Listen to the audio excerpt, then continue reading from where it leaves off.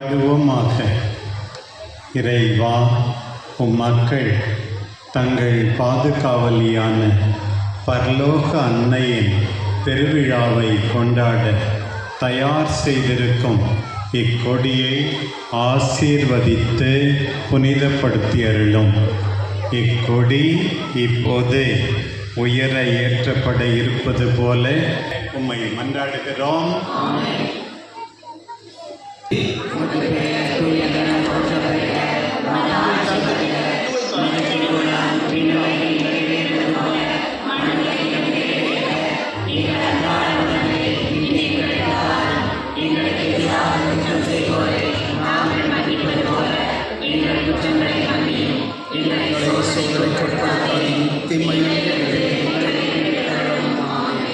அருள் நிறைந்த மரியே வாழ்க.